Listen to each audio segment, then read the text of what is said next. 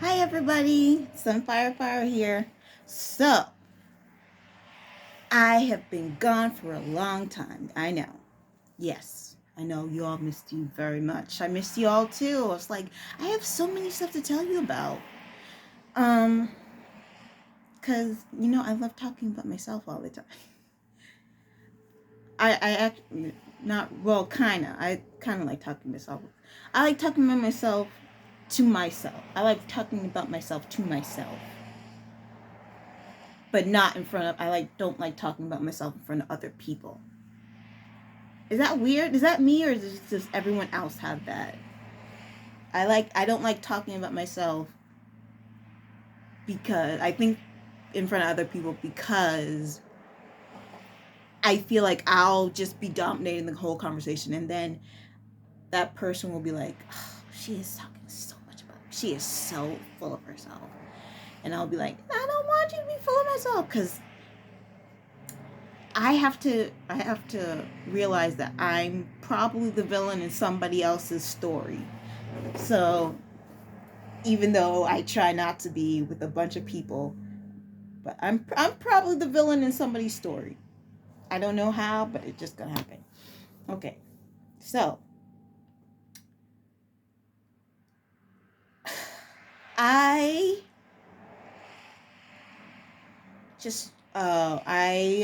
so update on Southern New Hampshire. Did not graduate. Yeah, so I didn't graduate. I was supposed to graduate in January, but I failed my capstone course.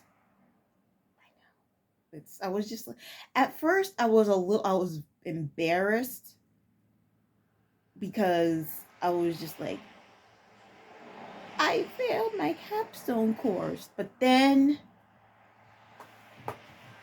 I and besides I don't think my professor was really that great. He just kept pointing out the flaws that I had. He never really answered my questions that well either. So but I can admit also I probably should have talked to him more throughout the process. Now I realize that you probably most likely have to talk to your professor a lot more often because when you're doing your thesis, it's not like I don't know about how it is anyone else or anywhere else online. But when you're doing your thesis at Southern New Hampshire University online, usually the courses are like you have a discussion for 10 weeks, and so that's how you can check back. So I mean that's how you can like stay on point with what you're supposed to do. But the thing is, in for my capstone course, there are like probably like two or three discussions throughout the entire 10 weeks. So and I don't really have a time line of like, oh, I have to get this done by this time. I have to get this done by this time. I just do it. And then there's a peer review like in the middle of the 10 weeks where I'm supposed to give what I've had. So, yeah, it's I have to talk more to my professor. Like people when you do a capstone, you have to talk more to your professor. And that's what I'm realizing. Like I have to initiate this. It's just like in when, and this is for undergrad too. It's just when you get into college, you have to initiate the studying. It's like no one's telling, your parents aren't telling you anymore. Your teachers aren't telling you anymore. The school board is not telling you anymore. It's you. You are studying. They don't care if you fail. If you fail, you fail. I mean, they're teachers, so they're gonna care if you fail their class. I mean, it's gonna look bad on them too. But it's like, but this time, since it's you're an adult now and you're not a kid anymore, it's all on you. If you don't participate, if you don't do the work, they're okay with giving you a 0. And like I said, yes, they're teachers. Yes, it's gonna look it the the dean doesn't want to look bad seeing like all his students fail. The teacher doesn't want to look bad seeing the students fail. But like at this, it's not it's not the gravity of the situation is not as dire, because it's just like it's your problem. You were supposed to get the textbooks. You were supposed to write the paper. This you're paying, you're at this point, it's not public school anymore. Even if it was private school, your parents would be like, you know what, I'm paying for this, you have to go. But no, you are paying for it because you took out the loans.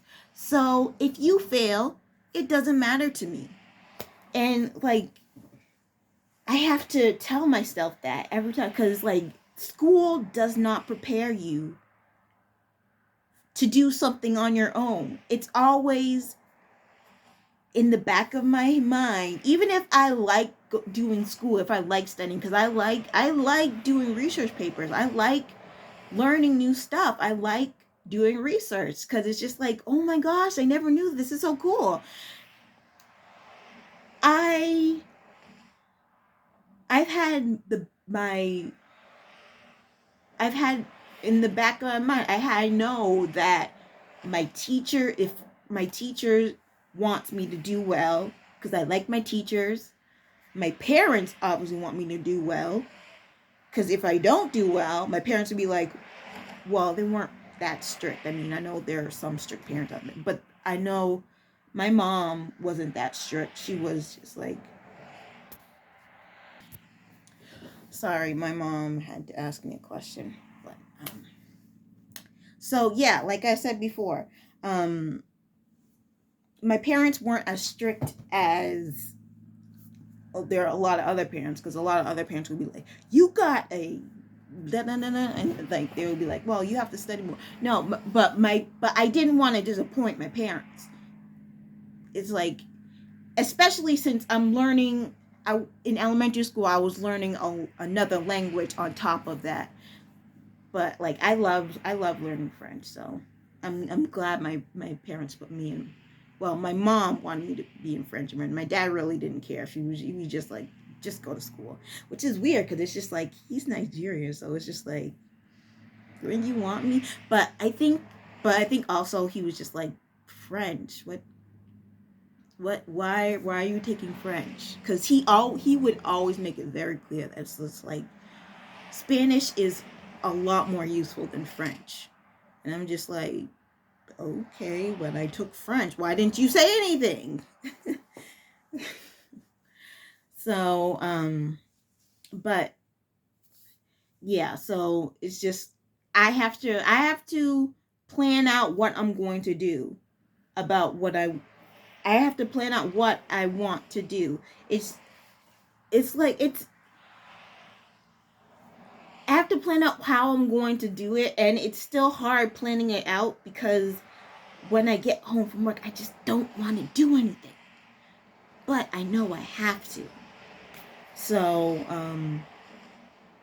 that's a hurdle that I need to get past. And also, I mean, now it's week 5, so, of me retaking my capstone. So, I have I actually have to turn it in week 9, and then we do a reflection, which is, I don't know why, but I hate reflections. Like, a lot of my classes have reflections about, oh, how did you feel about doing this? I feel tired. I don't want to do this anymore. Um, but a lot of my classes have reflections where I had to write like a 1-page paper about how I felt like after the process. Um, So I have 4 more weeks to turn in my paper, 75 pages to 100 pages. I'm gonna do 75. I'm not doing it. 75 is the bare minimum. I'm doing the bare minimum. Okay, just give me my degree so I can leave. Um.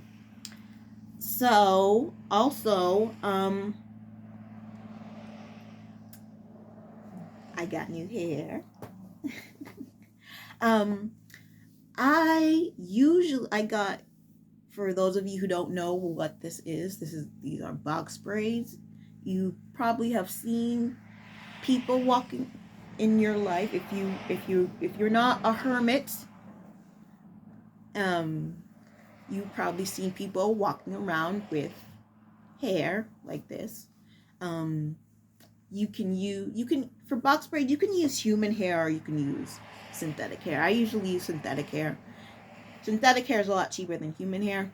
Um, this cost me $250, although it depends on who you go to, and sometimes they can charge more depending on how much they think their time is worth. So, I mean, don't get mad at the stylist who don't want to pay a lot of money. I've heard that on YouTube. There have been a lot of um, black women, particularly since most black box braid is a black hairstyle. Been a lot of black women saying that, why are these stylists charging so much for this? And it's just like, because first of all, you don't have to go to this person. If you see a hairstyle that you want and they're like, oh, I can do it, and then they give you the price, it's just like, well, then don't go to them. It's no one's forcing you to go to them. If you don't want to go, don't go. And then they get mad that the pricing is too much. It's like, then find someone else. But then like, but she's the only one around. Then do it yourself. There are videos out there about how to do box braids. I have not, but there's Knotless. Knotless is where like the braid starts. I mean, where Knotless is not the knots. If you can see right here, it's kind of like a knot. Like they braid the hair around my actual hair, because obviously you can see the black right here. That's my own hair. But for Knotless, they braid your normal hair, and then like after like one or two rounds, like they put the hair in. But obviously I've never seen knotless braids with colored hair before. I've only seen knotless braid with black hair, because it looks a lot more natural with black hair, obviously, because why would you have like knotless braids of blue or gold hair? So I got this done like 2 weeks ago. I've never had colored hair before. I've had black hair before. I usually get 1B hair. That's the color is 1B. There are several different colors of black. Brown for your hair, for your natural hair color. So I usually get 1B. And it first of all, I usually get black hair, and second, I don't get it this long. I think this is, I believe I said 42 inch. This is 42 inches. So yeah, this is a lot. And then when I put it up, oh my gosh, it's so much weight on my hair. I just washed my hair today, and it was weighed so much. It's like, I don't know if I can do this anymore. I don't know. It's so pretty. It is really pretty. I liked it. I'm glad I picked. At first, I was just only gonna do blonde, but then I realized that I needed more packs, because I only got 3 packs of blonde. So I was just like, so then I went to get more packs, and I was just like, hey, you know what? I think I'll try a second color. So I got mint blue. So, I forget what kind of hair I got. It was just regular hair at the beauty supply store. If you go in, you'll just see whatever. I didn't get it online, but I'm pretty sure you can get probably some hair online. I think the one that I used on here, I don't think I've ever I've ever used the brand of hair that I got. So like when she braided it, it was so itchy, and I was just like, why am I itching so much? Because I thought, because usually when, obviously, look, she parts it. This one fell out because, not because it took out my hair, but because this part, my hair is still growing from like 5 years ago when my from when I was I found I was anemic, and I just lost a bunch of my hair. Like literally, the whole back of my hair was gone. Um, so this part is growing. So she could barely work with it. So she didn't. She she got it on for, but then like after like a week, it fell out. No, 4 days it fell out. So I'm not surprised that it fell out, but it still looks good. So what was I saying? so it's really it's really pretty, but it itches so much. Like she parted it, and I thought like, oh, since my scalp is so exposed now, maybe that's why my scalp is a lot drier now, and so it's itching a lot more since the scalp is exposed. But I mean, that never happened before. I never felt that way before when I got my hair braided, because I've gotten my hair braided since elementary school, so that never happened to me. But then I remembered sometimes when I watch YouTube channels of people doing their box braids, sometimes they put the hair before they install it, they put the hair in a vinegar rinse. So to get rid of the film on the hair. So I'm thinking, oh, maybe because now I know there's a degree of how much film is on the hair, because some brands have a lot and some brands don't. I guess this one had a lot of film on it, so it was really irritating my scalp. So I don't think it really did anything to my scalp except just make it itch a lot. So for 2 weeks I've been going like this, and like, or sometimes I've been like really digging in there, and like to the point where it's like my scalp, because my scalp is really sensitive because it doesn't have the hair to shield it. So now it's like really sensitive because it's been exposed, and I'm scratching at it, and it's just like, oh my gosh. Um I can't keep scratching my head. And so I got my spray bottle. I put 1 part apple cider vinegar and most 4 parts water. And so then I put it on my head. I sprayed it on my head, sprayed it on my hair. And then I washed it out. And so my hair feels a lot better now. And I don't put I use shampoo. When my hair is in a protective style, um this is called a protective style for anyone who doesn't know. Usually if you want to grow your hair long, if you want, it's protective style because that protects your hair. Box braids are protective style. Sometimes I do mini twists. When I do the mini twists, and I use my real hair. I don't know how to do box braids, so I got someone else to do it. I use olive oil as my conditioner. It works. It's very good because if I use regular conditioner, it will get stuck in my braids. And then when I take out my braids will be all funky and gooey, and I don't want that because when you take out your braids, it's already going to be dirty, and you don't want to dirty it up even more. You know what? The thing is, I understand people with long hair now. I feel like I understand people a lot more with long hair now. So as you can see, I'm doing this a lot. And I always wondered, why do people do this a lot when they have long, why do girls do this a lot with long hair? Guys don't really do this with they have long hair, but girls do this a lot when they have long hair. And I'm just wondering, why do they always do that? Why do, like, I kind of get it, because it's like, it's fun to play with your hair, because I like playing with my hair too. And that's why I put my hair in protective style, because I know I love to play with my hair. And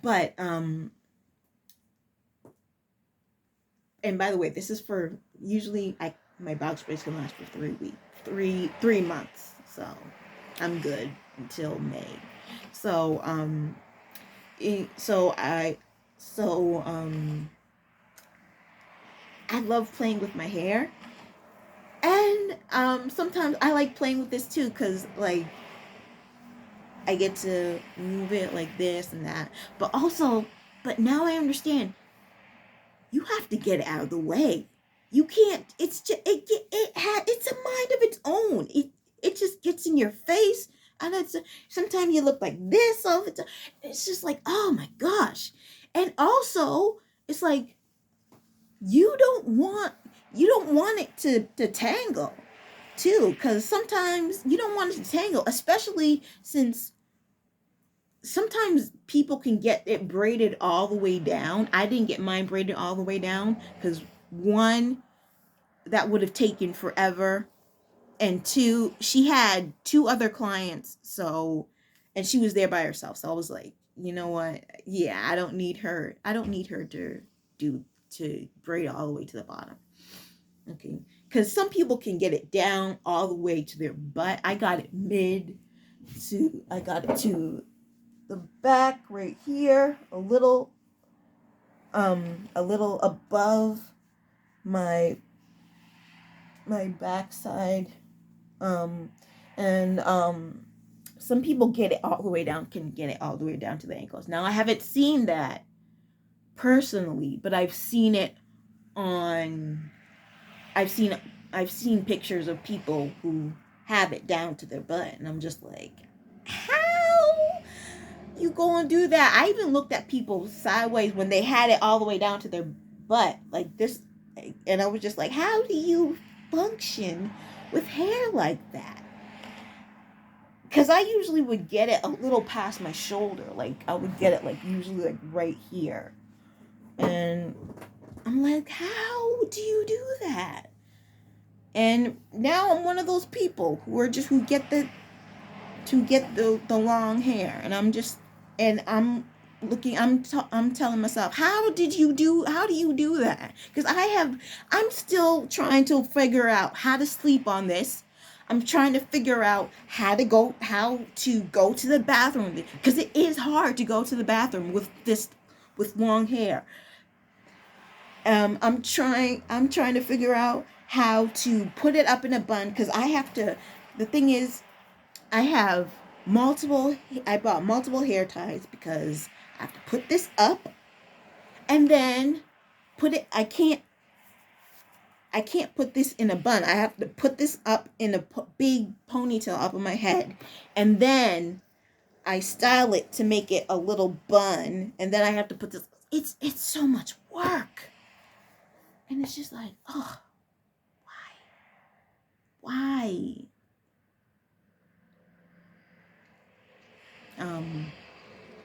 So yeah, it's a lot.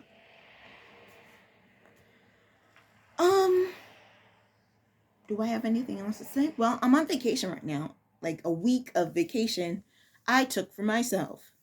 I like taking week vacations. I don't like doing some people at my job do like week or two, a day or in 1 week, and then a day. And I just like taking a whole week. I can't do that. Just have one day. It's like, I don't know. I'm just gonna take a week. So the thing is, I left my co-teacher with all the directions for my curriculum that I have. So hopefully she knows what she's doing. I have a lot of faith in her, because she's very good at knowing what to do. It's like we communicate very well. We understand what we need to do. She understands what she needs to do, and I understand what. And and she's there when I need her. So yeah.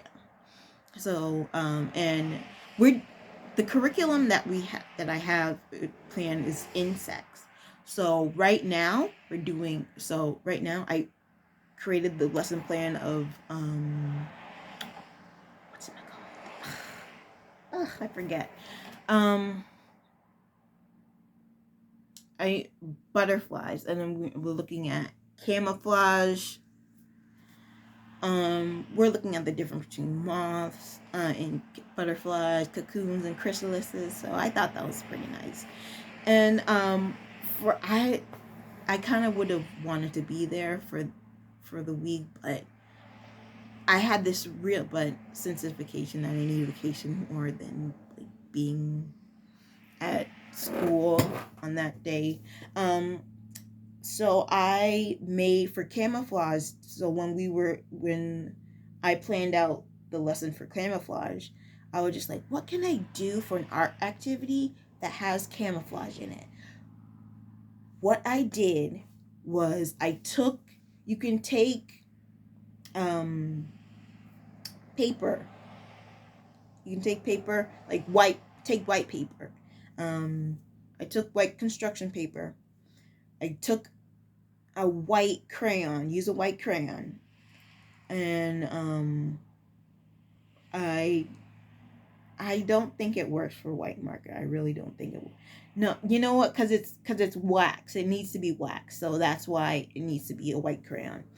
Um, so I took a white crayon. I drew. I have 16 children now. I drew butterflies and chrysalises and caterpillars and stuff like that on different types of pages. And then, so on the day, I think it was yesterday that they did this. Today's Thursday and yesterday was Wednesday. Um,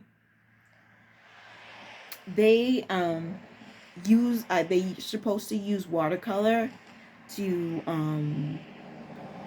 to they use watercolor and they paint on the white paper, and then you don't have to do butterflies obviously, but this is just my art project for butterfly camouflage, because it's camouflaged. The white is camouflaged with the white crayons camouflaged with the white construction paper. So, and then to find what the message is or whatever picture you want on the page, you have to use watercolor, and then you just paint, and then obviously since water doesn't mix with wax, obviously then it's going to be outlined when you use the watercolor. So it's going to be cool. So I think that's cool. Um so I also for my the kids who primarily only speak Chinese, they're doing a lot better now. A lot of them, they a lot of them still don't really speak English, or a lot of them don't really speak English, or like even if I speak a little Chinese to them, because I only speak Mandarin I only speak a little Mandarin, and so even if I speak a little Mandarin to them, they still don't really, they understand, but they don't really talk to me. They talk to my co-teacher um who's Chinese, but and she speaks Chinese to them, but she speaks Cantonese, and some of them speak Taiwanese, but um one kid in my class speaks Mandarin, but he's very good at speaking English. So a lot of them are very good at speaking English. There's just basically only four of them that can't really that don't really speak English. And so my kids so the kids who the Chinese speakers, they are now participating a lot more in circle time. Um, even if they don't know how to say something, and even if they don't know how to talk in English, they hear it obviously, and they're seeing, since in circle time we do a lot of games, we do interacting songs, so they use their hands. um so I think and so they see that everyone else likes to raise their hand because it's fun for them, so then they raise their hand. So I'm just like, oh my gosh, they're actually doing something now, that's so awesome. They're because there was one who was like, he was really scared because a lot of them are pandemic babies, so a lot of them grew up around adults. There was one who there was one Chinese speaker. He also grew up in China. Oh, a few of them are from China. Actually, all of them are from China. No, all of the Chinese speakers are from China. Um, so there was one Chinese speaker. He came here. He didn't like speaking at all. His mom is not in the picture, but his aunt is in the picture, and I think his aunt is the only one who can speak English to a point where you can understand her. And his aunt told me, oh, I told his aunt he's not speaking, and then his aunt was like, oh yeah, he doesn't speak at home either, because he just never really spoke because he had nothing to say for like a really long time. And so now, if back then, a few months ago, if you put him on the spot and you were just like, you have to say something, I don't know what you want, if you don't say anything, he would just start crying because he's just like, because he was so afraid of speaking. But now he speaks. I mean, now he speaks. Sometimes he gets on my nerves a little bit. Well, all of them get on my nerves a little bit. But because he like says like, he does little kid stuff. He does 4 or 5 year old stuff. So so yeah. So now he's speaking. Now he copies a lot of people when he's speaking. So that's good. And I have one kid he's biracial. He's black biracial. And his father, he's Chinese. He wanted his son to really learn Chinese. And so the kids the son is hanging out with the Chinese speakers now. So he's learning Chinese, and I'm just like, oh. I mean, the first time I heard him speak Chinese was when he was in we have a little corner that has